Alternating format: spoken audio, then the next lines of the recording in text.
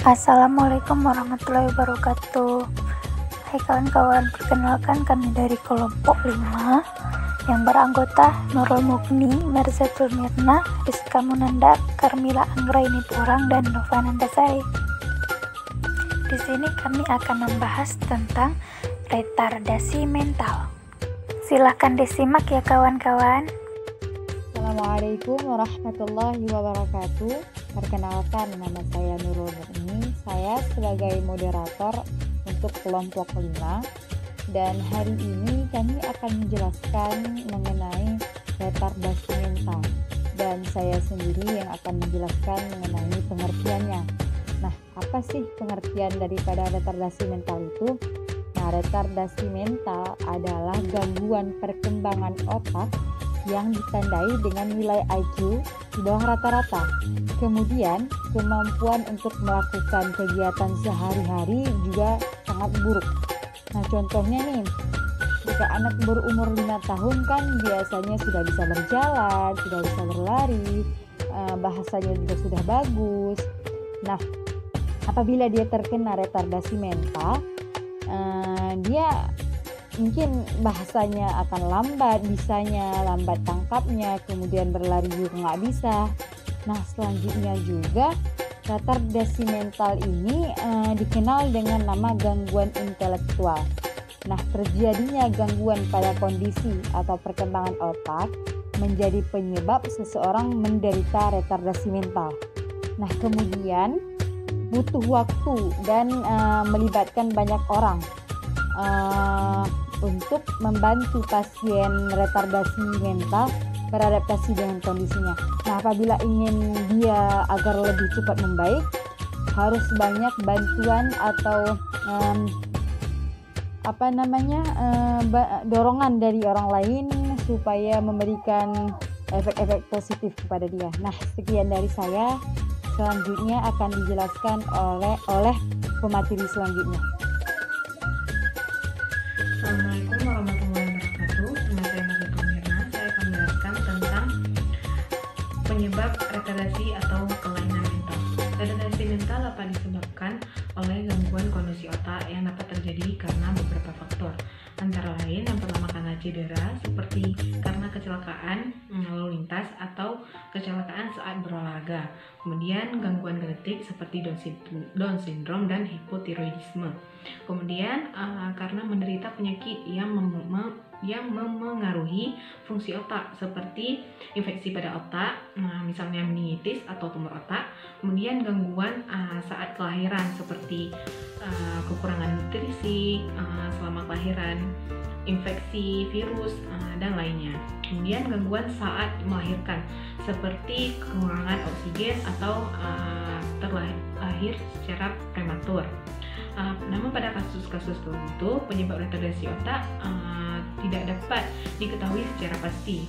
Kemudian selanjutnya faktor risiko retardasi otak yang akan dijelaskan oleh Rizka Munandar. Assalamualaikum warahmatullahi wabarakatuh. Saya akan menjelaskan tentang faktor resiko retardasi mental. Retardasi mental adalah gangguan perkembangan otak yang ditandai dengan nilai IQ di bawah rata-rata orang normal dan kemampuan untuk melakukan keterampilan sehari-hari yang buruk. Retardasi mental juga dikenal dengan nama gangguan intelektual.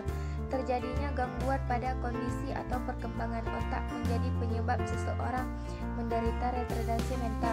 Butuh waktu dan keterlibatan banyak pihak untuk membantu pasien retardasi mental beradaptasi dengan kondisinya.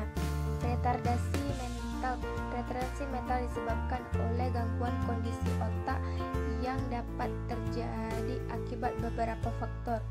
Di antaranya adalah cedera, misalnya karena kecelakaan lalu lintas atau saat berolahraga, kelainan genetik seperti sindrom Down dan hipotiroidisme, menderita penyakit yang memengaruhi fungsi otak seperti infeksi pada otak, misalnya meningitis atau tumor otak. Gangguan saat kehamilan seperti kekurangan nutrisi selama hamil, infeksi, penggunaan obat atau plaksasia, pengobatan retardaksi mental. Ibu hamil dapat melakukan tes USG atau pengambilan sampel air ketuban untuk mendeteksi ada atau tidaknya kelainan pertumbuhan otak atau kelainan genetik pada jenis. Meski kondisi tersebut dapat dideteksi, belum ada metode pengobatan yang dapat memperbaiki kelainan pertumbuhan otak pada janin. Sekian dan terima kasih. Assalamualaikum warahmatullahi wabarakatuh. Halo semuanya. Perkenalkan, nama saya Karmil Anggraini Porang dengan NIM 19020909026. Saya dari Prodi Pendidikan Islam Anak Usia Dini, Fakultas Tarbiyah dan Keguruan, Universitas Islam Negeri Araniri. Selanjutnya, ada diagnosis keterbelakangan mental atau retardasi mental. Jadi, pada bayi yang mengalami abnormalitas fisik yang berkaitan dengan kelainan genetik atau metabolik harus melakukan pemeriksaan lanjutan. Nah, jadi pemeriksaan lanjutan ini bertujuan supaya kita dapat melihat ada atau tidaknya kelainan yang dapat menyebabkan retardasi mental. Nah, ada beberapa pemeriksaan retardasi mental atau keterbelakangan mental, yaitu dengan cara yang pertama ada tes urin, kemudian dengan cara tes darah, kemudian pemeriksaan pencitraan otak, dan yang terakhir ada elektroensefalografi atau biasa disingkat dengan EEG. Kemudian kriteria diagnosis retardasi mental menurut ICD-10 dan CPDWJ-3, bahwa diagnosis pasti pada retardasi mental ditegakkan berdasarkan adanya penurunan tingkat intelijensi yang menyebabkan kehilangan kemampuan untuk beradaptasi dengan tuntunan kehidupan sehari-hari. Derajat beratnya retardasi mental ditentukan berdasarkan skor EQ, yaitu yang pertama, retardasi mental ringan, skor EQ itu sekitar 50-69. Kemudian retardasi mental sedang, skornya EQ itu sekitar 35-49. Kemudian retardasi mental berat, skor EQ itu sekitar 20-34. Dan yang terakhir retardasi mental sangat berat, skor EQ itu kurang dari 20. Kemudian kriteria diagnosis retardasi mental menurut DSM-5. Kriteria diagnosis menurut DSM-5 ini berbeda dengan kriteria sebelumnya, karena menurut DSM-5 ini tingkat keparahan gangguan ditentukan berdasarkan fungsi adaptif dan bukan berdasarkan fungsi intelektual atau skor EQ. DSM-5 ini menggunakan istilah intellectual disability sebagai pengganti istilah retardasi mental. Intellectual disability ini adalah gangguan perkembangan intelektual dan adaptif dalam domain perseptual, sosial, dan praktis dengan onset pada periode perkembangan.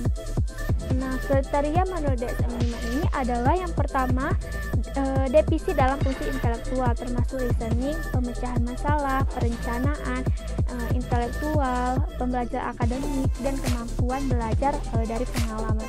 Kemudian yang kedua, defisit dalam fungsi adaptif yang menyebabkan kegagalan dalam memenuhi standar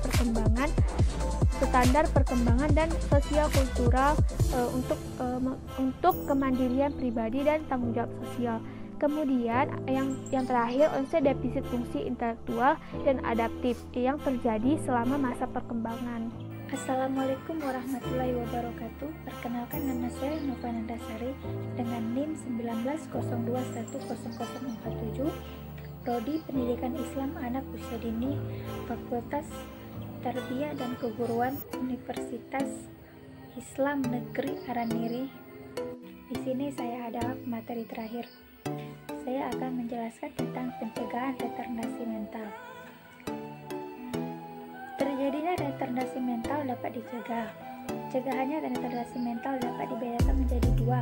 Pencegahan yaitu pencegahan primer dan pencegahan sekunder. Yang pertama adalah pencegahan primer. Usaha pencegahan primer terdapat terjadinya retardasi mental dapat dilakukan dengan cara: 1. Pendidikan kesehatan pada masyarakat, 2. Perbaikan keadaan sosial ekonomi, 3. Konseling genetik, 4. Tindakan kedokteran, yaitu antara lainnya perawatan prenatal dengan baik, 2. Pertolongan persalinan yang baik, 3. adalah pencegahan kehamilan usia sangat muda dan terlalu tua. Kemudian yang pencegahan sekunder terdapat terjadinya retardasi mental dapat dilakukan dengan diagnosis dan pengobatan dini peradangan otak dan gangguan lainnya. Kemudian selanjutnya juga ada kalanya kondisi retardasi mental yang tidak dapat dicegah, tapi ada beberapa langkah yang diharapkan bisa menjadi pencegahan yang signifikan, yaitu adalah imunisasi rubella untuk mencegah fenomena rubella kongnital dan morbiditas yang menyertainya. Kemudian perawatan prenatal yang ditingkatkan dengan perhatian pada kehamilan yang beresiko termasuk peningkatan gizi, penatalaksanaan diabetes, dan pencegahan prematuritas. Kemudian adalah sarana mengenai asupan alkohol selama kehamilan untuk mencegah sindrom alkohol janin. Selanjutnya adalah pengurangan kecelakaan masa kanak-kanak dan cedera kepala dengan memperhatikan pengendalian dan efektif pada mobil dan terhadap bahaya lainnya. Kemudian selanjutnya adalah konseling dalam pendidikan untuk mengurangi kehamilan dan dengan petugas risiko kebidanan dan sosial. Mungkin hanya ini yang bisa saya jelaskan. Assalamualaikum warahmatullahi wabarakatuh.